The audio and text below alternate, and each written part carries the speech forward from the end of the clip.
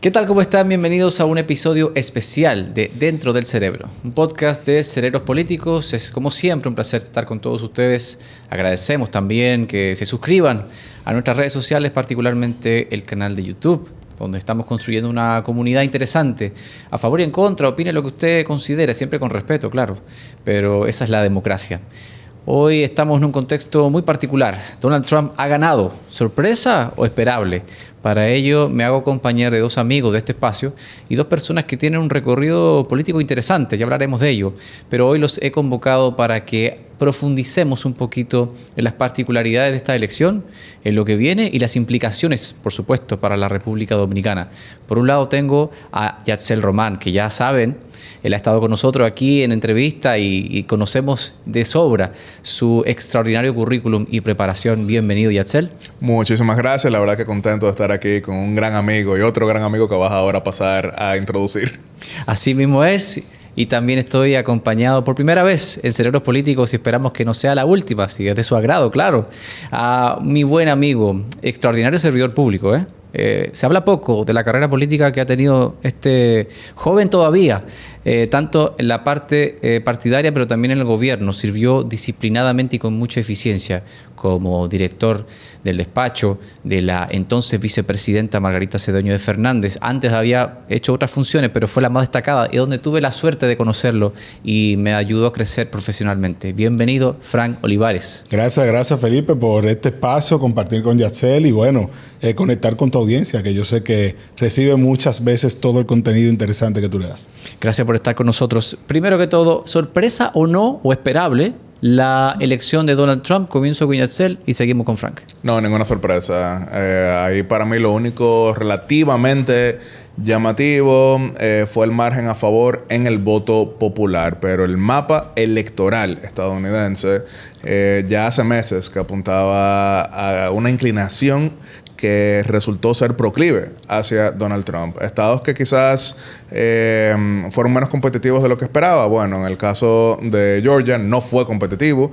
En el caso de Nevada tampoco fue tan competitivo. Y los casos como por ejemplo de Pensilvania, que se sabía que tenía que ganar Kamala sí o sí si quería ser presidente, al final fue cerrado. Sin embargo, aún Trump hubiese perdido Pensilvania, seguía siendo presidente, terminó siendo el candidato republicano con más votos electorales desde George H.W. Bush en 1988. Kamala Harris terminó siendo, y disculpen el término que utiliza, esto no quiere decir que sea buena persona ni mala persona, pero terminó siendo la peor candidata demócrata desde 1988 precisamente. Vamos a hacer un pequeño recuento antes de seguir y dialogar. 1992, Bill Clinton gana la presidencia. 1996, se reelige. 2000, Al Gore gana el voto popular. 2004, John Kerry no gana la presidencia ni el voto popular, pero logra 250 votos electorales. 2008, Barack Obama gana la presidencia. 2012, Barack Obama se reelige en la presidencia. 2016, Hillary Clinton gana el voto popular. 2020, Joe Biden gana la presidencia. 2024, Kamala Harris pierde el voto popular, pierde el voto electoral, pierde el Senado, no logran recuperar la Cámara de Representantes. Esto ha sido increíble desde el punto de vista de su fracaso. Ahora bien, esperable desde el punto de vista del triunfo de Donald Trump, que ha sido el retorno más exitoso en la historia política americana, superior al caso de Richard Nixon cuando repite como candidato en el 68 y gana, e incluso superior al caso mismo de Grover Cleveland, que como sabemos había logrado una buena votación cuando perdió la elección antes de volver a la presidencia. Trump parecía enterrado en el 2020, pero yo creo que esto durante todo el año 2024 era previsible. Tanto así que el presidente Joe Biden tuvo que terminar retirándose. Así que no era que estaban en una buena posición los azules, pero terminaron incluso peor que los peores pronósticos. No, totalmente de acuerdo con Yatzell. La verdad que le hace una disección al tema y muy atinado, porque durante todo el año hemos estado viendo un Donald Trump fortalecido, con una narrativa que ha conectado con el ciudadano electoral estadounidense, a pesar de tener a muchos detractores, incluso del mismo Partido Republicano, mantenía un control estructural muy importante en el territorio, lo que demuestra que ahora mismo el Partido Republicano es totalmente MAGA, por no decir, vamos a decir 99%, para no decir el 100%. Y claro, cuando vimos la salida de Joe Biden, la entrada de Kamala Harris, todos dijimos, bueno, quizás esta es la mejor oportunidad que tiene el Partido Demócrata, pero aún así la tiene demasiado difícil. Era difícil. Yo creo que aquí la gran sorpresa es que lo que se pensó iba a ser una elección muy reñida y cerrada, al final no lo fue. Los mismos swing states, como dice Yatzel, no fueron espacios de batallas campales. Digamos que Pensilvania un poco, creo que el caso de Arizona también, pudiéramos mencionarlo como que estuvieron más o menos pegados. Pero el resto de los espacios de batalla, los morados, ¿verdad? Lo que se definen como estados morados, al final del día fueron ganados sin ningún tipo de inconveniente por Donald Trump. Y yo decía en círculos privados, unas 2 semanas antes de las elecciones, que ya no se trataba de narrativa o de temática, sino de movilización. Y creo que el Partido Demócrata no logró movilizar para nada a su base electoral porque tuvieron una candidata que creo que le faltó tiempo, le faltaron muchos días de campaña y venía arrastrando el problema de no haber sido la elegida en una primaria, sino la de haber sido señalada por el presidente como su sucesora. Frank, en términos estrictamente narrativos, que luego de alguna forma pudieron haber desembocado en la movilización, como bien mencionas, ¿falló Kamala Harris cuando se empeñó en hablar de lo mal que sería Donald Trump como presidente para Estados Unidos, en lugar de ofrecerle al país las razones por las cuales debían elegir la presidenta? Mira, yo creo que podemos estar de acuerdo en que las elecciones de noviembre fue una batalla cultural más que electoral. Es decir, están tan separados los valores de ambos partidos, de ambos grupos, de ambos candidatos, que era muy fácil identificar a quién estaba a favor de Trump y quién estaba a favor de Kamala Harris. Entonces ella en su narrativa llevaba demasiado el discurso, como tú dices, de por qué él es un riesgo para la democracia, por qué no votar por él, las cosas que se supone que él no hizo en sus 4 años, claro, que nosotros sí hicimos. Esa era la construcción narrativa de ella, pero también era la construcción hacia la que le llevaban los medios de comunicación. Porque yo creo que el gran éxito de Donald Trump es que él es el contenido. Y como él es el contenido, no importa dónde esté o de qué se trata el tema, se está hablando de él. Y eso obliga a que los que están en su contra giren alrededor de los temas que él genera, porque él es el que es más disruptivo, es el que lleva el discurso hacia los extremos y además moviliza a las masas en términos temáticos, ¿verdad? No me sorprende porque estamos hablando de una figura que tiene 40 años en el entretenimiento de los Estados Unidos. El otro día veía yo un video de películas en las que él ha aparecido y a mí se me había olvidado que él participó en la película que está Alfalfa, que se llama en inglés Little Rascals. Claro, que todos de niños la vimos muchísimo esa película. Mi pobre angelito también. Claro, varias más. Salón de la Fama de la Lucha Libre. Salón de la Fama de la Lucha Libre. O sea, es un tipo que domina el entretenimiento del ciudadano común norteamericano. Y él lo usó a su favor totalmente. Él es un producto cultural de Estados Unidos. Le cortó el pelo a Vince McMahon. A Vince McMahon. Sí, eso fue WrestleMania 23, la batalla de los billonarios. Vince McMahon, el fundador de lo que es hoy WWE, tiene una relación de muchos años con Donald Trump, que fue anfitrión de WrestleMania 5 y 6 en Atlantic City. En Atlantic City, en su casino, pero también estuvo, por ejemplo, en WrestleMania 7, Hulk Hogan contra el Sargento Slaughter, y está en el Salón de la Fama. A mí me tocó ver cuando él entró al Salón de la Fama. Es el único WrestleMania al que ha ido, que fue WrestleMania 29 en el 2003 en el MetLife Stadium. Pero como bien dice Frank, yo quiero profundizar esto. Esa presencia de 40 años en la cultura popular de parte de Donald Trump también le permitió entender la cultura política de los estadounidenses. Yo quiero hablar de una escena que fue la que a mí me hizo entender que ya esto era irreversible.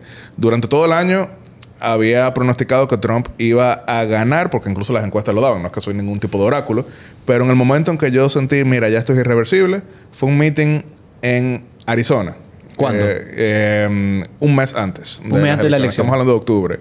Y en ese meeting en Arizona, una comunidad bastante hispana, Trump le pregunta al público, repito, un público muy hispano, ¿cómo ustedes quieren que yo le diga? ¿Latinx o Hispanic?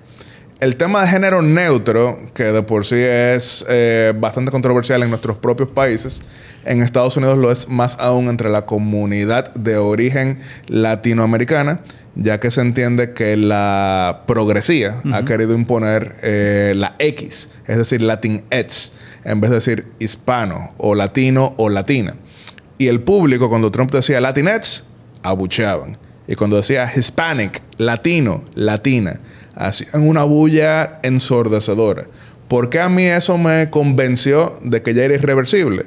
Trump estaba entendiendo en cada público, grupo tras grupo, estado por estado, demografía tras demografía, a quiénes les estaba hablando, cómo tenía que hablarles y en qué debía enfatizar su mensaje. Y por eso vimos, por ejemplo, que Trump recuperó Arizona, que había perdido en el 2020. Pero no solamente eso. Trump, cuando estuvo en Pensilvania, que fue donde más campaña hizo, porque era el estado que se veía más competitivo, Trump, los mensajes que daba en la comunidad de Reading, que hay una gran presencia dominicana, igual parecería que Trump era candidato en un país latinoamericano.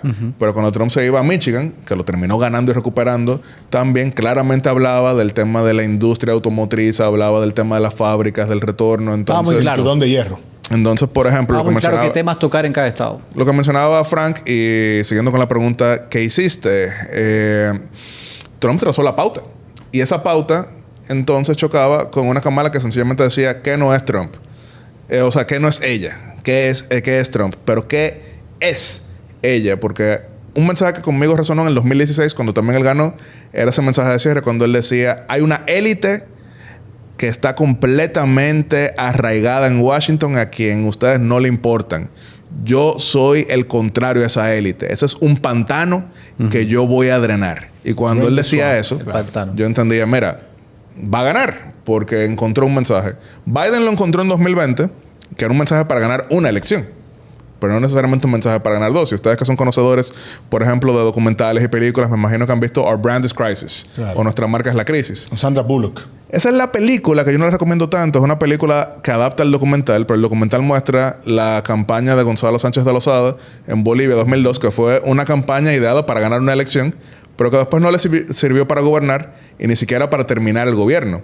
Entonces, Biden no creo que hubiese ganado estas elecciones, o sea, siendo justo con el tema de Kamala, pero Kamala tampoco encontró un mensaje que fuese distinto a sencillamente Trump es malo. Ese fue el mensaje que ganó 2020, pero no podía ser el mensaje de 2024.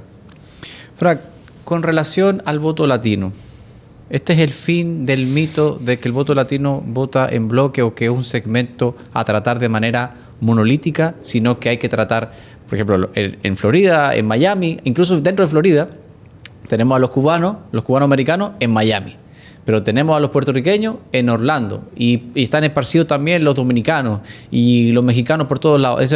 En ese sentido, este es el fin de ese mito de que había que tratar a los latinos tomando en consideración lo que Trump ya había olfateado, que era de hablarle a la comunidad dependiendo de dónde viven. Mire, que yo pienso que eso ya aplica a todos los grupos demográficos. Sobre todo porque la tecnología te permite ahora tanto segmentar el mensaje y tener mayor monitoreo social, escucha social y demás. Creo que hay mayor cantidad de herramientas y de data disponible para tú entender mejor a los grupos.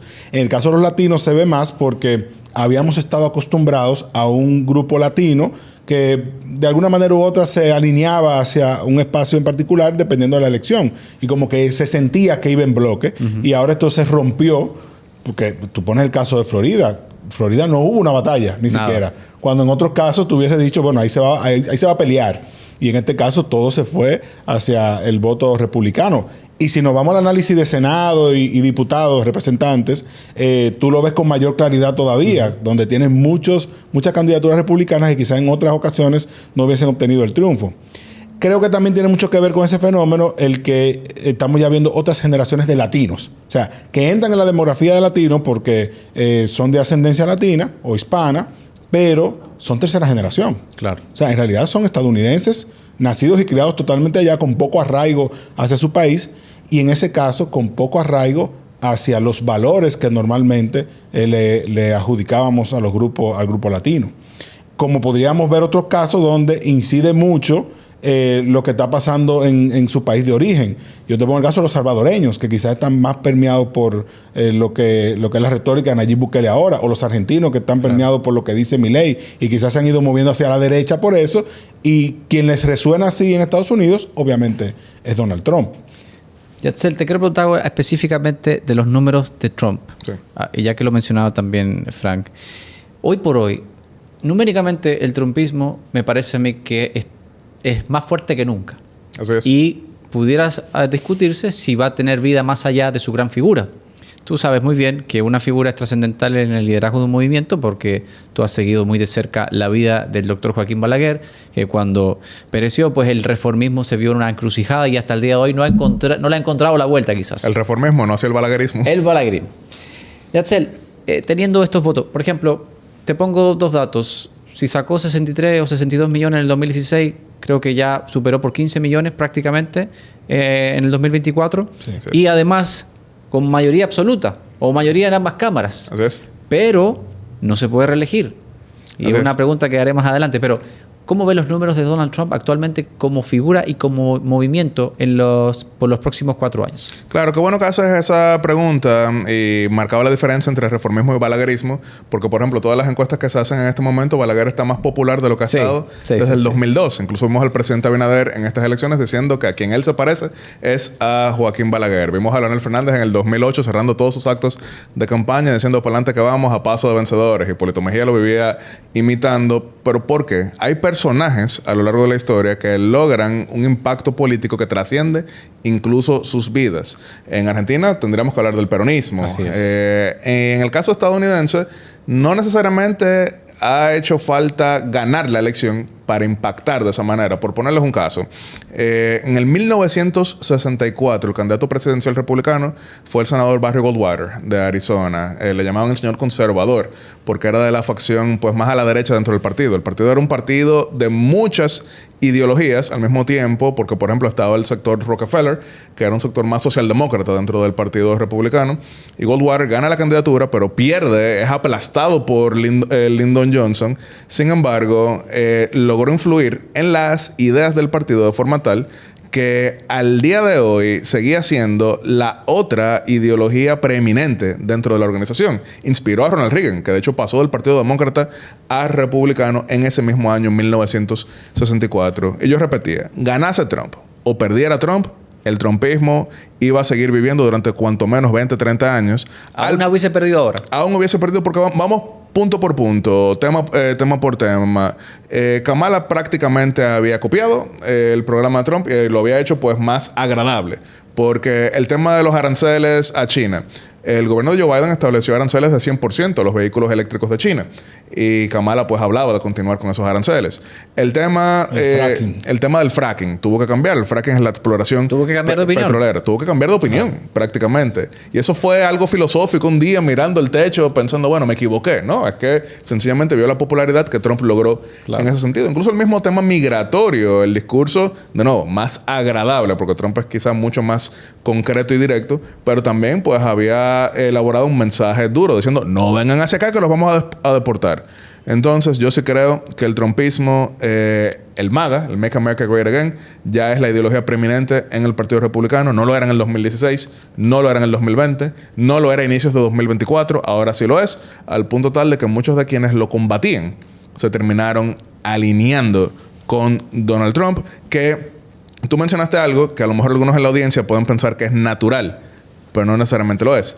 Trump gana el Senado y retiene la Cámara de Representantes. Pero a lo largo de la historia, eso no siempre había sucedido con el Partido Republicano. Ronald Reagan nunca tuvo mayoría en ambas cámaras. Tuvo en el Senado cuando llegó en el 80, pero no en la Cámara de Representantes. Richard Nixon nunca tuvo mayoría en ninguna cámara. Y George W. Bush, pues la perdió en el 2006. George H.W. Bush tampoco la tuvo nunca. ¿Y Clinton?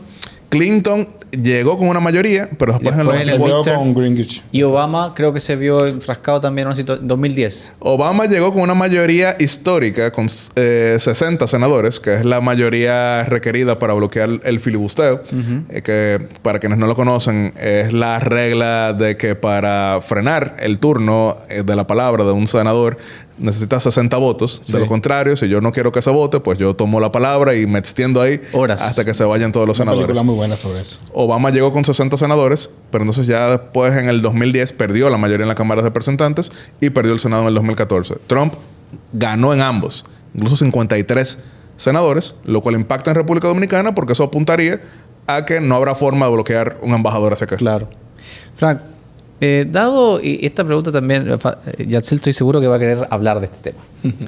Dado que Donald Trump es reacio a ceder el poder, nunca ha reconocido que perdió en el 20. Podemos discutir si hubo irregularidades o no, pero así como ganó en algunos lugares de forma ajustada, perdió ajustadamente en el 20, en buena ley, porque ningún tribunal ha podido probar las acusaciones realizadas en ese momento. Dado su naturaleza de no ser muy proclive a ceder el poder cuando tiene que ceder el poder, y tú que has sido o viviste en carne propia y lo sufriste en carne propia, todas las vaivenes entre el 2015 y 2019 con este país se habló de reformas constitucionales. ¿Tú crees que es posible que en Estados Unidos se abra la discusión al menos de que se le otorgue la oportunidad a Trump de seguir más allá del 2028-29, teniendo que introducir una enmienda, teniendo la mayoría en ambas cámaras? Mira, posible es cuando tú ves el personaje, el discurso, la mayoría que logró obtener, ¿verdad? Pero lo veo muy improbable por los cimientos democráticos que tiene Estados Unidos y porque la enmienda existente, que es bueno aclarar que es luego de que Franklin Delano Roosevelt gobernó por 4 años, era una regla no escrita. 4 periodos. 4 periodos, sí, perdón. Era una regla no escrita porque George Washington sentó las bases para eso, porque pudiendo extenderse, dijo, no, yo solamente voy a estar 2 periodos y me voy para Mount Vernon a leer libros tranquilos. Pero cuando Franklin Delano Roosevelt gobernó por 4 periodos consecutivos, que no terminó el último, se dijo, mira, hagamos una enmienda y vamos a poner esto por escrito porque no sabemos si en algún momento llegue alguien que aproveche este vacío. Los años 50 por ahí.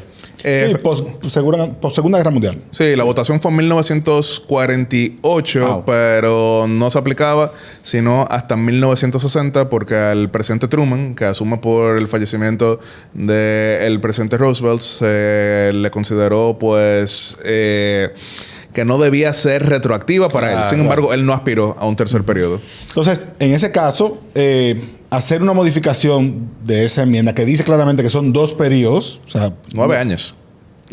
Bueno, sí, por el tema del momento en que entra, ¿no? Sí, porque quiero marcar la diferencia. Se comete un error recurrente repitiendo que República Dominicana tiene el modelo americano. República Dominicana no tiene el modelo americano. La redacción que se aprobó el sábado 13 de julio del 2002, siempre recuerdo porque al otro día fallece el presidente Balaguer. Dicen que fue de risa cuando los antireeleccionistas votaron por reincorporar la reelección en nuestro país. El lenguaje que se utilizó y que después en el 2015 retornó es sobre elección presidencial, no sobre periodo presidencial. ¿Y qué dice nuestra Constitución en el 2002 y después de nuevo en el 2015 y ahora se ha mantenido? Que el presidente podrá optar por un segundo periodo. Entonces, eso quiere decir que ¿consecutivo? Consecutivo. Y después nunca más. Entonces, ¿qué quiere decir eso? Y claro, mucho de esto está abierto a interpretación, pero por lo menos por la redacción que se tiene. Que si Frank es electo presidente y yo soy su vicepresidente, disculpa que te mate, lo siento muchísimo, pero Frank fallece en el primer año. Ya sé tu plan. Y yo no me lleve. Entonces yo termino ese primer periodo para el que él fue electo. Yo puedo todavía elegirme a 2 y poder hacer 12 años presidente. En Estados Unidos... Pero espérate, si Abinader perdía en mayo... no podía volver a aspirar nunca más, aun cuando hubiesen perdido y le hubiesen quedado en teoría un periodo libre. Eso es lo que pasaba con Hipólito Mejía cuando perdió en el año 2004. Recordaremos que Hipólito Mejía fue rehabilitado. En el 2010. Ajá. La reforma del 2009, lo que pasa es que la reforma terminó en noviembre del 2009, como Frank recordará. Se proclamó el 26 de enero del 2010. Porque no querían que coincidiera con el mes de Pedro Santana. Pero para explicarlo, en Estados Unidos, justamente como Franklin Delano Roosevelt falleció en el primer año de su 4º periodo, se decidió explícitamente poner en la Constitución que si eso sucedía, el vicepresidente que ascendía al poder solamente podía ser electo por el equivalente a 9 años. Es decir, no podía ir 2 veces. ¿Y si el presidente renuncia? Si el presidente renuncia, eso todo, ¿dicen en Estados Unidos o en República Dominicana? Aquí. En República Dominicana no está eso del todo detallado al punto tal de que tendría que ir al Tribunal Constitucional, pero como habla de elección presidencial, entonces tú estás hablando de que si el presidente renuncia y después aspira con 4 años de diferencia, se pudiera ir a otro. Eso es algo que estaría abierto a interpretación. ¿Y Trump? En el caso de Trump, como dice solamente 9 años, no puede ir. Pero... si puede cambiar la Constitución. Vamos a jugar un poquito con las posibilidades. Bueno, es que quizás la preocupación viene también por la retórica de Project 2025, ¿verdad? De ese grupo más ultraconservador que ha estado haciendo planteamientos de transformación de todos los cimientos de la democracia estadounidense como la conocemos, donde se abre esa puerta de vamos a ir por 4 años adicionales, porque si hay que modificar una enmienda, la modificamos. Pero yo creo que en Estados Unidos está construido en base a pesos y contrapesos. Y aunque han estado muy afectados, si alguien podrá decir, pero todos los jueces lo ha nombrado Trump. Ya tiene una mayoría en la Suprema. Tiene una Suprema favorable, tiene jueces en otros circuitos también que han sido designados por él o que asumieron cuando él era presidente. Y que bueno, ¿cuál es el contrapeso? Pero creo que habrá una opinión pública muy en contra de eso. Claro. Habrá muchas voces que se levantarán, incluso hablan de hasta protestas que se pudieran dar en esos escenarios de guerra civil que hasta películas han hecho. Nos olvidamos de esa posibilidad por la propia cultura institucional y democrática de Estados Unidos. Pero no descarto que haya un intento. Yo no descarto que eso sea un debate constante durante los siguientes 4 años. Yo lo que no veo es cómo ni siquiera esa mayoría conservadora constitucional pueda remover un límite que precisamente ese sector estableció, porque fueron justamente los republicanos conservadores los que establecieron ese límite después de que Franklin Delano Roosevelt rompió las reglas en el poder. ¿Por qué digo en el poder? Porque hubo otros que previamente lo habían querido hacer de manera no consecutiva. Por ejemplo, Teddy Roosevelt, pariente de Franklin Delano Roosevelt, fue candidato en el 1912 de manera no consecutiva, y Ulysses S. Grant también fue candidato para un tercer periodo de manera no consecutiva. Al igual que Frank, yo creo que esto será un debate frecuente, creo que va a ser un debate enriquecedor sobre los límites de la Constitución, pero como esta dice claramente 9 años, sí, yo no veo un tribunal con gente como Brett Kavanaugh votando. No, imposible. Porque habría que ser una enmienda constitucional. Tiene que ser una enmienda. Y también hay que preguntarse, bueno, esto le conviene a los MAGA, a los que pretenden continuar con esto, o al grupo de republicanos que se le fue en contra al mismo Trump, que fueron bastantes y con mucha influencia, que creo que también son de los grandes perdedores de estas elecciones. Claro. Entonces, hay que preguntarse si esto conviene para el futuro del Partido Republicano y del mismo movimiento de Donald Trump. Y disculpa, Felipe, que quiero recordar algo que tú presenciaste. En el año 2015, el Centro de Análisis para Políticas Públicas trajo como invitado a República Dominicana al entonces ex y después nuevamente presidente de Chile, Sebastián Piñera. Y tú recordarás cuando lo llevamos a una entrevista de medios, 2015 se estaba debatiendo la reforma constitucional aquí. Y le preguntó, pues, un periodista de mucha tradición en nuestro país, Juan Bolívar Díaz, que cuál él pensaba que era el mejor modelo, porque se estaba debatiendo aquí en República Dominicana. Y el presidente Piñera, con su legendario sentido del humor, responde de la siguiente manera. Miren por qué Felipe se ríe, ahora les voy a contar. Bueno, resulta que ese es un debate muy frecuente en mi casa. Porque cuando le preguntan a mi hija, el modelo que más le gusta es el modelo indio. Que primero es el padre, Nehru, y luego la hija, Indira. Pero cuando le preguntan a mi hijo, el modelo que más le gusta es el americano, que primero es el padre y luego el hijo, como con los Bush.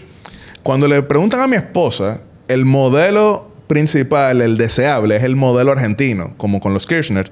Primero el esposo, Néstor, y luego la esposa, Cristina. Pero cuando le preguntan a mi hermano, que es una persona muy bohemia, negro Piñera, le dicen, el modelo que más le gusta es el cubano. Primero el hermano mayor y luego el hermano menor. Pero si me preguntan a mí, el mejor modelo lo tienen ustedes los dominicanos. Que mientras yo respire, nadie aspire. Que nadie aspire. Sí. Y recordamos con mucho aprecio y respeto a la memoria del expresidente de Chile. Frank, esta derrota pudiera denominarse colosal para los demócratas, y a partir de ahora, ¿qué va a pasar? Porque Biden va de retirada. Ya está físicamente deteriorado, se ve. Obviamente va de retirada, no creo que vuelva políticamente. Tú me corregirás cuál es tu parecer. Kamala Harris, después de una derrota donde es responsable, o la responsable políticamente hablando, de haber perdido la presidencia y de haber perdido la mayoría en ambas cámaras, ¿qué va a pasar? Queda acéfalo el Partido Demócrata. ¿Qué va a hacer en los próximos meses y años? Yo creo que el Partido Demócrata entra en un momento de transición, porque vendrán nuevos liderazgos, surgirán otros que han estado ahí, pero que no han sido tan visibilizados. Vendrá una reingeniería, sobre todo en términos narrativos. Vimos como Brett Sanders salió de una vez a decir, es que nos hemos alejado de las familias trabajadoras, del working family, por estos temas de meternos en la agenda y la política de género y demás. No descarto que Kamala Harris pueda continuar, porque a ella hay que reconocerle que asumió una papa caliente, por decirlo en buen dominicano. O sea, tampoco es que ella fue la candidata que tuvo todo el tiempo y todas las condiciones para dar un mejor resultado. Si ella hubiese tenido lo que tuvo Hillary Clinton en su momento, quizás habría, no te digo que ganaba, pero habría tenido un mejor desempeño. El mismo partido, ese resultado en el Senado y representantes, da a entender que hay un problema estructural mayor que solamente la elección de la candidatura. Porque si hubiese sido ella solo el problema, el resultado en los otros niveles quizás no hubiese sido tan malo. Entonces, desde ese punto de vista, a ella no la descarto en su futuro político. Ella puede construir algo. Creo que juegan un papel fundamental los Obama. Ya los Clinton comienzan ya finalmente a salir del panorama en la incidencia, en las decisiones. Los Obama se erigen como... primero como el principal referente de gobierno, porque duró 8 años y Biden fue parte de ese gobierno y pudo llegar a ser presidente. Y también por el carisma de Obama, que tiene un peso trascendental en la cultura estadounidense también. Y en el caso de Biden, bueno, tiene que ir de salida, porque si la razón de él no participar en el proceso era una salud, ¿verdad?, ya quebrantada, no puede ahora venir a liderar el futuro del Partido Demócrata. O sea que yo lo califico como eso, como un periodo de transición que probablemente dure 8 años. Yatzel, antes de que respondas a esa misma pregunta, ¿te parece a ti que entonces los Obama son llamados a liderar esta nueva transición? ¿Y es Michelle Obama una candidata potable al menos para los demócratas en el siguiente periodo? Yo no creo que todavía se pueda hablar de ella como candidata potable por una razón sencilla. Nunca ha sido candidata a absolutamente nada. Y bueno, algunos dirán, Donald Trump tampoco lo era. Sin embargo, Donald Trump durante tanto tiempo había tenido una participación política directa. En el 2012 incluso llegó a encabezar las encuestas, aunque no se lanzó, y tuvo una campaña insurgente en la que derrotó a toda la élite del Partido Republicano, uno tras otro, como sucedió en el año 2016, que ya pues era inevitable que él encabezara la organización. En el caso de Michelle Obama, ella es una figura muy agradable, pero yo le recomendaría, si fuese su asesor, que primero se lance al Senado, que primero se lance a una gobernación. ¿Cómo hizo Hillary? Algo así. Hillary fue senadora de Nueva York, 2 veces electas, y primero participó en una primaria que sacó más votos populares que Obama, pero no ganó hasta finalmente ser candidata y logró una mayoría de voto popular. Pero la primera parte de la pregunta que haces, yo sí creo que la familia Obama en este año tan negativo para el Partido Demócrata, pues se ganó el beneficio de la duda en torno a sus opiniones y consejos por una razón sencilla. Hace 4 meses, cuando en julio se retiró Joe Biden, buena parte de los análisis, y creo que la mayoría de los que estamos aquí en algún momento estuvimos explicando por qué estaba sucediendo esto, eran por qué está durando tanto Barack Obama en decir que apoya a Kamala Harris. Tardó unos días, sí. Pero ¿por qué tardó esos días? Barack Obama, Nancy Pelosi, Chuck Schumer, Michelle Obama entendían, primero, que Biden debió haberse retirado mucho antes. Y segundo, que ya al retirarse la narrativa debió haber sido no una imposición de élite, sino por lo menos algún tipo de competencia interna. Incluso en la entrevista que tuvo Nancy Pelosi con el New York Times, ella lo resaltó. Y miren, a lo mejor Kamala Harris hubiese ganado esa competencia en la convención, pero hubiese llegado mejor parada. Entonces, con mayor legitimidad. Con más legitimidad, claro. Entonces, totalmente. esa fue la opinión de los Obama. No así la opinión de la facción dominante de lo que llamaban el New Democratic Council, que tenía a los Clinton, que tenía a los mismos Biden, entre muchos otros, que entendieron que lo mejor era salir de eso rápido.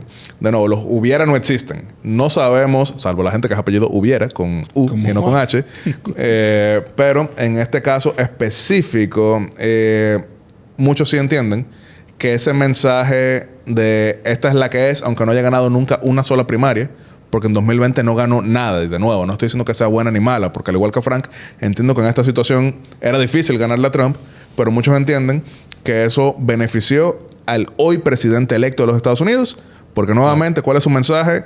Esa es una casta y yo soy el de ustedes. Esa es una élite y yo soy el pueblo. Ese es un pantano y yo lo voy a drenar. Y fíjate algo, que Kamala también cargaba con otro problema, que es que su paso por la vicepresidencia no fue notorio. No tuvo a su cargo. De hecho, deficiente para algunos. Claro, yo mismo llegué a decir que me decepcionaba ella como vicepresidenta, porque Joe Biden sí tuvo roles muy específicos hacia América Latina, hacia las iniciativas de energía.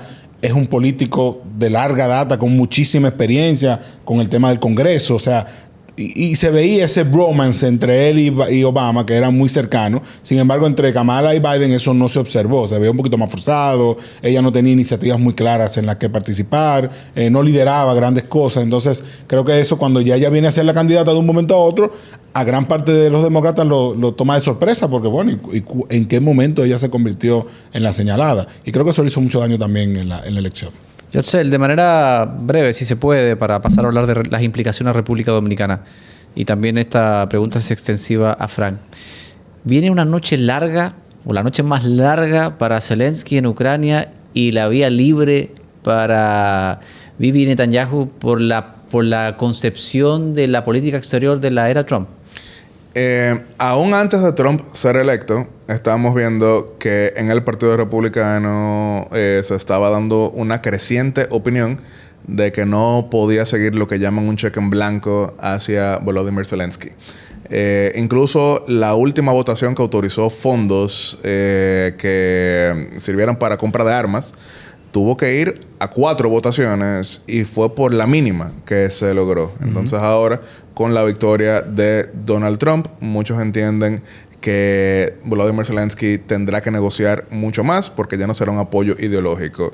¿Cuál es uno de los libros más famosos de Donald Trump? El más famoso, mejor dicho, The Art of the Deal, el arte de la negociación. Entonces, sí creo que no será celebrado de manera similar a la que había tenido previamente. En el caso de Bibi Netanyahu, eso también es un tanto cuestionable porque, aunque claro, Donald Trump tiene mayor afinidad personal con él. De hecho, hay muy buenos análisis en el sentido de que Trump se deja admirar por los hombres fuertes, con los que entiende que están en control, pero al mismo tiempo, Trump, durante la campaña, ¿qué le dijo a la comunidad musulmana? Bajo mí no hubo guerra, cuando yo regrese la guerra se va a acabar.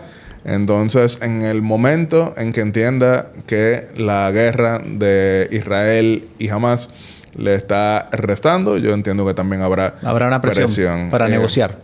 Para negociar. Incluso cuando Donald Trump recibió el mensaje de buenos deseos de parte de Mahmoud Abbas, el presidente de la Autoridad Nacional Palestina, después de que había recibido pues el roce de bala, Trump lo publicó y dijo, miren lo que me llegó, y al mismo tiempo mañana estoy recibiendo a Bibi Netanyahu, voy a ver si logro un arreglo. Entonces, eso obviamente no le gustó a los halcones israelíes, pero creo que muchas veces hay lecturas muy erradas sobre la política exterior de Donald Trump. Pero quizá para hacer la transición a lo siguiente que vamos a hablar, que son las implicaciones en República Dominicana, sí es importante recordar que tanto su secretario de Estado como su entrante ya fue confirmado. Confirmado como nominado. Nominado. Pero en el Senado él va a pasar. Va a hacer un trámite. Sí, el caso más complejo es el secretario de Justicia, que hablamos un poquito más adelante. Pero su potencial, su nominado secretario de Estado, Marco Rubio, sí es un halcón. Claro. En ese sentido. Frank, pero no lo va a arreglar en 24 horas. Como dijo en campaña, el hombre dijo que en 24 horas resolvía el conflicto en Ucrania por su propia capacidad de negociación y ese currículum que él se vanagloria de no haber guerras durante su primer periodo. En 24 horas no lo va a hacer, no lo va a lograr. Bueno, definitivamente tomará tiempo. Lo que está claro es que él tiene un objetivo muy claro. No quiero guerras durante mi mandato, como él dice que sucedió durante su mandato anterior. Ese fue su pitch de venta al ciudadano estadounidense, que le va a cobrar eso, lo va a esperar. Y si nos damos cuenta, todo está vinculado, porque mucha gente hablaba de un voto por el tema económico, pero era el tema económico y la molestia de yo mandar dinero a Ucrania para financiar una guerra que yo no tengo nada que ver con eso, y sin embargo no tengo dinero en mi bolsillo, y Donald Trump también se acuñó de eso. Eso por ese lado. Por eso creo que en el caso de la guerra de Ucrania y Rusia, debe ya él tener adelantado algún tipo de negociación conveniente para Putin, en este caso, entiendo yo, muy probablemente, para terminar ese conflicto. Pero la pregunta que tenemos que hacer no es ¿a cambio de qué? Claro. O sea, no es simplemente yo te suelto por aquí, pero hay otros conflictos en el globo terráqueo que están todos interconectados de alguna manera porque o está involucrado Estados Unidos, está involucrado Rusia, o está involucrado China. Incluyendo Venezuela, por ejemplo. El tema de Venezuela, que la designación de Marco Rubio te da un adelanto de eso, de una política exterior quizás más enfocada en yo tener una América Latina completamente de mi lado, de mi parte, completamente hacia la derecha también, a cambio de soltar en otras partes del mundo. El tema Taiwán, por ejemplo, con China. Que le había dicho que esperaba que Taiwán le pagara en caso de que Estados Unidos entrara a defender, que no sería de gratis, que tendrían que pagar esa defensa. Claro, eso súmale la discusión que no es de guerra armamentista, sino de una guerra tecnológica con el tema del silicio, los chips, el litio, o sea, los minerales raros. ¿No te parece que Taiwán en este momento está más protegido que Ucrania porque la animadversión hacia China es clara y que por ende permitir una agresión a Taiwán sería otorgarle una victoria a China? En el caso de Donald Trump. Mira, yo no lo veo como permitir una agresión, sino algún otro tipo de acuerdo, como pasó por ejemplo con Hong Kong. Que eso está sobre la mesa. 2 sistemas, un solo país. Y también recuérdate que en el mismo Taiwán hay facciones que son más nacionalistas y otras que son más abiertas, exacto, a las conversaciones con China. Pero ahí lo que está en discusión tiene un trasfondo, que es el trasfondo de la industria del chip, que es lo que mantiene a Taiwán, TSMC, una empresa que tiene casi la mitad del Producto Interno Bruto de Taiwán, y que Donald Trump ha dicho constantemente, yo quiero esas fábricas aquí como parte de su política de proteccionismo comercial. O sea que hacia ese lado del globo la discusión es más comercial que de guerras físicas. Propiamente tal. Claro, pero en ese tema sí hay una similitud en torno a cómo Donald Trump ve a Xi Jinping y a Putin, y es que él suele tener cierta animadversión con líderes democráticos que tienen frenos y contrapesos. Emmanuel Macron intentó por todas las vías seducir a Donald Trump. Incluso habrán visto en la audiencia aquella foto famosa de Trump y Macron cenando en la Torre Eiffel y Macron regalándole, pues... cortejándolo. Sí, cortejándolo, haciéndole grandes regalos, pero nunca lograba una real adhesión porque después Macron no lograba que el Congreso le diera pues las autorizaciones que Trump esperaba. Entonces él tiene muchas expresiones a favor de Xi Jinping y a favor de Putin, no políticamente, sino diciendo, miren qué bien, esta gente manda en sus países. Pero sí quería, con este tema de la guerra económica, una de las personas que logró, o mejor dicho, uno de los gobiernos, encabezado por su primer ministro, que logró mejor afinidad con Donald Trump, y me imagino que en la audiencia han visto el montón de memes que hay constantemente, fue Shinzo Abe de Japón. Y algunos cuentan, quienes estuvieron en las reuniones, de que a la primera reunión que llegó Shinzo Abe, pues existía el temor en Japón de que Trump iba a estar combatiendo pues la industria automovilística japonesa que tiene muchas ventas en Estados Unidos. Pero Shinzo Abe llegó con un mapa que le enseñó, mira, estado por estado está la inversión japonesa que hay en tal estado. Y que a Trump le gustó tanto eso que pidió que le mandara varios mapas así similares para él mostrarlo en otras reuniones. Porque Trump lo que quería mostrar era que ellos ganan con esta relación con Japón. Pues esto. Inversión allá. Justamente. Y en ese orden, y disculpen que estoy dando una asesoría, yo soy funcionario, también soy diplomático, pero quienes entiendan que seducir a Donald Trump es sencillamente decirle, usted es el mejor, no van a lograr nada. Porque él siempre lo que busca es algún tipo de beneficio para Estados Unidos. Y eso no es incorrecto. Eso no es algo que esté necesariamente mal. No, y más cuando tú tienes ese discurso de áreas que fueron ricas, como el caso del Cinturón de Hierro, sí, que están repletas de pobreza, con un votante típico norteamericano que es totalmente alineado a MAGA, y por eso la elección de J.D. Vance. Pero es una discusión más amplia, porque yo oí a Tim Cook el otro día diciendo, yo no tengo problema en traer una fábrica para acá. Traerla, no producir en China o en Singapur o en cualquier otro sitio y hacerlo aquí. Mi problema es que yo no tengo ingenieros aquí en Estados Unidos para hacer esta operación. Mientras que en China, una sola comunidad tiene miles de ingenieros bien formados, y mucho más baratos. No solamente un tema de costos, es un tema de competitividad. Claro, de realidad. Este es Marco Rubio. Yo sé que de alguna manera tienes un amplio conocimiento, lo has conocido en persona y demás, una afinidad quizás. Sí.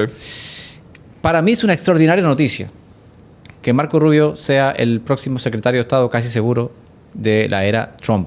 Porque, de hecho, él ha mostrado públicamente su sensibilidad con respecto al tema migratorio irregular desde Haití a República Dominicana, en vista de que muchas veces se salta entonces por la vía de contrabando a Puerto Rico y luego a territorio continental. Por ende, hay una conexión, hay una afinidad ahí con el tema migratorio que es de suma preocupación para la República Dominicana. ¿Es esto entonces una extraordinaria noticia para el país? ¿Esto nos encamina a una nueva era en las relaciones? ¿Vendrá un nuevo embajador? ¿Qué te parece? Antes de que Frank lo diga, pero yo estoy seguro que está esperando segundo por segundo para aclarar, hay que recordar que la posición de Marcos Rubio no ha sido completamente lineal en el tema República Dominicana y Haití, ya que en el año 2015, él siendo senador, envió una carta al secretario de Estado John Kerry expresando su preocupación en torno a la no aplicación de la ley 169-14, que fue la ley que después de la sentencia 168-13 buscaba dar una vía expedita a la nacionalidad de personas que se entendiera que realmente la habían perdido arraigo tras la sentencia. Yo estoy seguro que Frank iba a decir eso.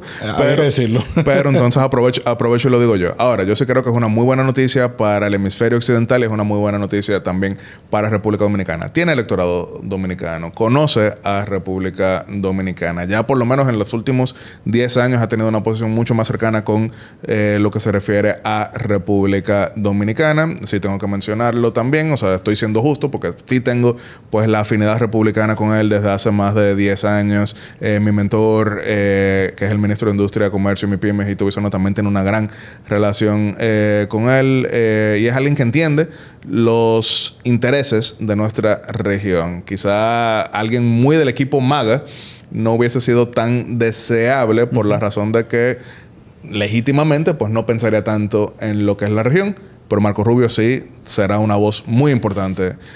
Ahora, hay otras posiciones que debemos darle seguimiento ahí dentro, como por ejemplo la Subsecretaría de Estado para el Hemisferio Occidental, que en este caso se rumoran algunas personas de mucha cercanía también con nuestro país. La embajada ante la Organización de Estados Americanos, que anteriormente encabezó Carlos Trujillo, quien ha estado aquí con nosotros con el CAP, Centro de Análisis para Políticas Públicas. La Subsecretaría dentro del Consejo de Seguridad de la Casa Blanca, que anteriormente encabezó Mauricio Claver Carona, que después fue presidente del BID. Son algunas de las posiciones que más impactarán en República Dominicana, pero si la pregunta es sí o no, ¿beneficia a República Dominicana tener a Marco Rubio en la Secretaría de Estado? Definitivamente sí, porque nos conoce, porque le importamos y porque definitivamente pues abogará por mayor atención a nuestra región y nos visitará el año que viene en la Cumbre de las Américas, que tendrá lugar en diciembre en Punta Cana. Yo no soy tan categórico como Yatzel con que sí nos beneficia. Le pongo un depende mientras tanto, porque da indicios de que sí, por esas razones. Conoce el país, ha hablado ya vocalmente sobre el tema de la crisis migratoria, conoce el electorado dominicano de su demarcación, de Florida, ¿verdad? Creo que da esperanzas de una Secretaría de Estado más atenta a nuestros problemas, porque también estará más atenta a los problemas del hemisferio. Claro. Incluso esa designación le manda un mensaje a Cuba, que está en una situación catastrófica de crisis y quizás... ¿Extrapolado a Venezuela? Bueno, yo te diría que lo que te está diciendo es que Estados Unidos está viendo ya la oportunidad de poner fin a ese tema. Favorablemente para ellos, obviamente, porque la crisis es tan grande que quién va a defender lo que está pasando ahí. O sea, y ya no hay ese arraigo romántico de la Guerra Fría. Lo mismo con el caso de Venezuela. O sea, la designación de Marco Rubio te dice va a haber atención hacia acá y quizás es una de las piezas de negociación con el mismo Putin. Vamos a hablar de Ucrania, pero hablemos también de Venezuela. ¿Verdad? Claro, en la mesa están esos temas. En la mesa están los temas. También te habla de un giro, bueno, hay que hablar de Daniel Ortega también, en el caso de Nicaragua. Tendrá que estar atento él a qué va a hacer con las violaciones de derechos humanos que se le han endilgado tanto. Y luego en el resto de la región le manda un mensaje a los grupos más progresistas y más hacia la izquierda. Porque es un secretario de Estado que se va a sentir cómodo con Milei, que se va a sentir cómodo con Bukele, que se va a sentir cómodo con gobiernos más hacia la centro derecha y derecha en la región. O sea, en el caso de República Dominicana, ojalá seamos prioridad en la agenda, pero lo que hemos visto en el pasado no me da tanta esperanza. Lo único que me da un poquito de luz es el hecho de que Marco Rubio nos conoce y que mucha gente de aquí tiene relaciones primarias con él. Ahora bien, quizás en términos generales hay un optimismo con respecto a las relaciones internacionales, la diplomacia. Pero también está el tema económico. Porque Trump ha dado indicios claros de por dónde viene en la parte de inmigración y por la parte de la diplomacia, las relaciones internacionales. Ha puesto sus halcones ahí. Pero en la parte económica todavía está por verse por dónde van a ir, por dónde van a ir los tiros.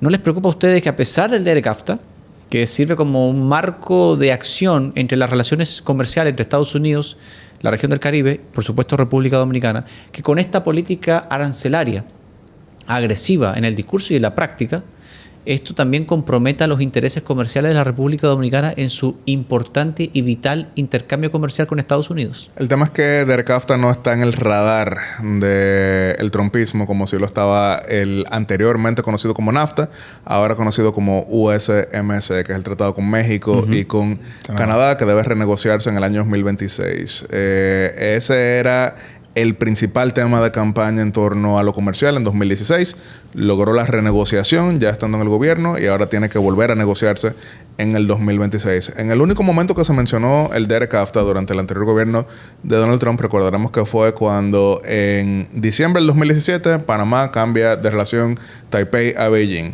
Cuando en mayo del 2018 República Dominicana cambia de relación Taipei a Beijing y cuando en septiembre del 2018 El Salvador cambia de relación de Taipei a Beijing. Ahí se mencionó. Y en ese momento se llamó a consulta a las 3 embajadoras, porque eran mujeres las 3. Robin Bernstein, en el caso... Que llevaba semanas aquí. Sí, acaba de llegar. Si mal no recuerdo. Y se exploró, pues, establecer sanciones en el DERCAFTA para evitar que China, era la opinión que se estaba vertiendo en ese momento, utilizara el mercado privilegiado que El Salvador y República Dominicana tenían hacia Estados Unidos. Eso fue el único momento en que se debatió. O sea, que no te preocupa mayormente que se toque el DERCAFTA o se comienza a discutir o una conversación sobre el acuerdo comercial en base a la política arancelaria de Trump. El tema es que no está en el radar, como sí lo está México.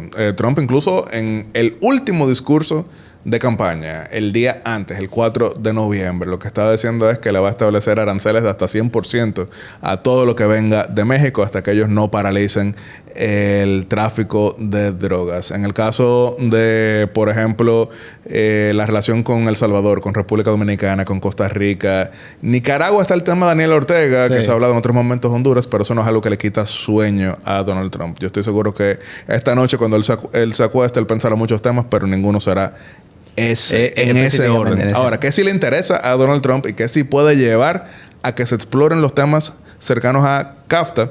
Pues el Triángulo Norte Centroamericano sigue siendo uno de los principales emisores de migrantes irregulares hacia Estados Unidos. El Salvador un poquito menos de lo que anteriormente pasaba, pero Honduras en gran medida. Entonces, eso sí pudiera ser un enfoque, pero República Dominicana no está en ese radar. Ahora, ¿qué sí es algo que debemos tomar en consideración? Que República Dominicana se mantenga en la estrategia del friendshoring, que es como lo llaman ellos. Inicialmente, en campaña del 2016, el sector trumpista lo que hablaba era del reshoring. Regrese toda esta producción hacia Estados Unidos.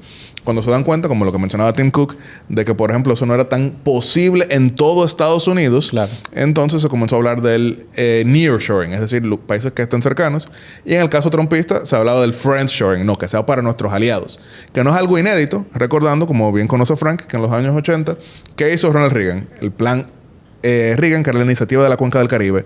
¿Cuáles son los países amigos de nosotros en la región? Son estos. Estos van a tener un mercado privilegiado hacia Estados Unidos. Entonces, por ejemplo, aquí en República Dominicana, por decreto del presidente Abinader, hay una estrategia para incluirnos en lo que es nearshoring, pero específicamente la estrategia de los semiconductores, que es entrar en esa industria. No estamos hablando de toda la industria de semiconductores, pero por lo menos el corte de ellos para entrar en la cadena productiva.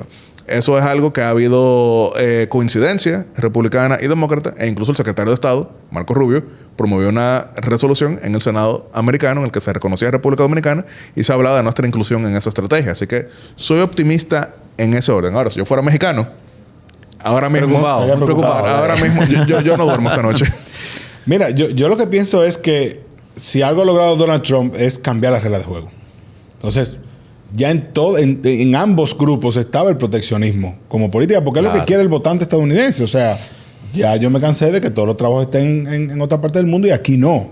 Cuando aquí hay, este es hay necesidades. La fuente. No, y que esta es la fuente del dinero. Entonces, sí me preocupaba en comparación de demócratas y Trump, en este caso, que Trump estaría más enfocado en llevar fábricas a Estados Unidos siempre que pueda.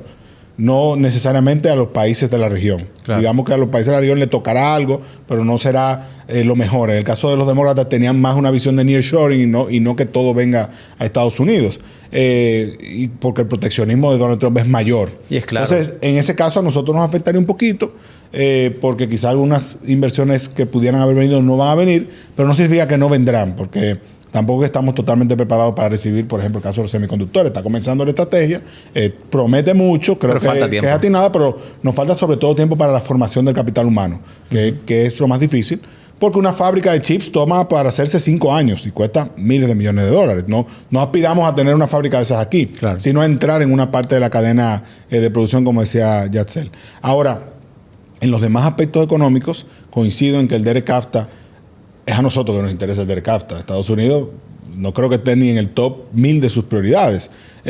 Nosotros tendríamos que buscar la manera de, aprovechando un Marco Rubio, aprovechando algunas destinaciones, creo que la misma Robin Bernstein probablemente tenga una designación importante.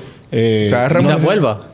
No creo que vuelva como embajadora, creo que tendrá una mejor designación, pero es una aliada. Se ha rumorado de ella como subsecretaria para el hemisferio occidental. Es un rumor. O sea, es un rumor. Y con Trump uno nunca sabe.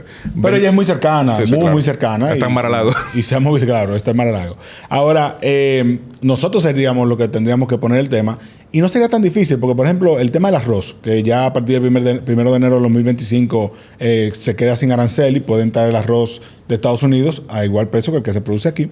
Estados Unidos no tendría problema de que se hable de una cuota. Mira, en realidad yo con que entrar con el 15% tengo suficiente. Bien. Produce tu 85% allá, a mí qué me importa, porque tampoco es la gran cosa. Pero es una conversación que debe darse en términos económicos, en términos diplomáticos, para que eso de alguna manera se manifieste. Momento de lobby. Ya para despedirme y darle las gracias a los dos. En pocas palabras, Cel y Frank, este es el o uno de los retornos más espectaculares de la política norteamericana. Es el retorno más espectacular en la historia política americana y ninguno le llega ni siquiera cerca, ni siquiera el de Grover Cleveland. A Donald Trump le fue mejor ¿En qué año, para que la gente sepa? Grover Cleveland retornó en el 1888. Demócrata. Demócrata en ese momento, sí. Y no le llega ni cerca a Donald Trump. Perdón, 1892 fue cuando retornó. No le llega ni cerca. A Trump le fue mejor en todos los sentidos. Ganó el voto popular. Ganó el voto electoral. Ganó estados que no había logrado en el 2016. Ganó en suficientes grupos para ampliar su coalición. Irónicamente, volviendo al tema demográfico, ¿saben cuál fue el único grupo en el que Donald Trump retrocedió en 2024 en comparación? En los hombres blancos, lo cual desmiente por completo la narrativa de que esto fue una victoria supremacista blanca. Ronald Reagan en un momento ironizó que no es que los demócratas no saben nada, es que saben tanto que sencillamente no es. Aparentemente las lecturas que hicieron del 2024 fueron todas erradas. Ahora, yo y disculpa, pero sí 30 segundos, pues yo no quiero cerrar esto y dejar la impresión de que los últimos 4 años fueron 4 años de mala relación entre República Dominicana y Estados Unidos. En estos 4 años entramos en Global Entry. En estos 4 años nos incluyeron en la Alianza para la Prosperidad. En estos 4 años ellos apoyaron nuestra candidatura para ser sede de la Cumbre de las Américas. Y en estos 4 años también nos incluyeron en la estrategia para los semiconductores. Fue una relación pues bastante productiva. Creo que a veces la propaganda hizo ver como que había una animadversión total de la administración demócrata contra la República Dominicana, cuando sencillamente son voces legislativas en ocasiones que tienen una inclinación, pero que un congresista de 435 diga algo, es más, que 10 de 435 digan algo, no debe significar que sea todo Washington. Mira, yo creo que es un extraordinario comeback, totalmente. O sea, desde el punto de vista de la comunicación política, desde el punto de vista del grassroots, de la estructura, de lo que él logró, porque están ahí los datos, los resultados. Potenciado también por el momento que vivimos en términos de comunicación. Quizá en aquel entonces Grover Cleveland, obviamente, era una comunicación por periódico solamente. Ahora no, ahora todos lo vivimos en vivo, comenzando con el intento de asesinato, claro. Todos esos momentos icónicos que hubo durante la campaña, que la mayoría obviamente los protagonizó Donald Trump. Pero creo que el más importante comeback, que es algo que quizás no estamos viendo, que es que, creo que tú lo mencionaste al principio, a diferencia de un partido republicano ganando, es MAGA ganando. y MAGA colocándose. Tanto es así que su jefa de gabinete es una devota de la religión MAGA, si podemos llamarle de alguna manera. Y creo que muchas de sus designaciones en los próximos días que vamos a seguir viendo van a ser de personas bien alineadas con la visión de Make America Great Again, que él tiene más que con los republicanos como tal, con el Partido Republicano como tal. Y eso te dice de una figura política que tiene un liderazgo que trasciende lo normal. Porque aunque pueda no ser de mi agrado, yo reconozco que lo que él ha logrado en estos, desde su salida, ¿verdad?, en estos 4 años, es extraordinario, y también ha estado alimentado por la persecución a la que fue sometido, que desde el principio dije, óyeme, para mí esto es un grave error, porque tú le estás colocando en el centro y estás fortaleciendo a su base. Ahora, no quiero dejar de decir, igual como hizo Yatzel, que en el caso del gobierno de Biden tiene grandes luces, que las iremos viendo en el corto plazo, claro, y en perspectiva después, con medidas que son muy importantes en términos de el avance de la inversión en energías renovables, el fortalecimiento también de instituciones, medidas legislativas importantes, porque Biden conocía muy bien el Congreso. Lo que pasa es que estaban ahogadas en el tema de la Agenda 2030, todos estos temas de transfobia, todas estas cosas que surgieron, creo que generaron una animadversión muy fuerte hacia todo lo que era demócrata, incluyendo lo bueno. Yatzel, Frank, gracias de verdad. A ti. Gracias por estar con nosotros. Una joya, una conversación exquisita.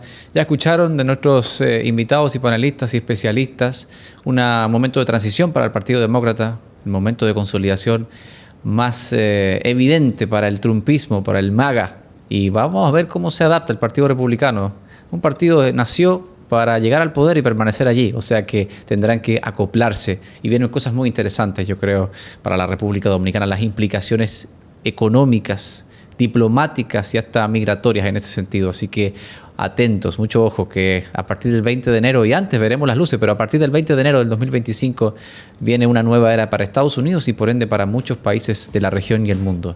Les agradezco, como siempre, el estar con nosotros, acompañarnos en este episodio especial, y será hasta la próxima.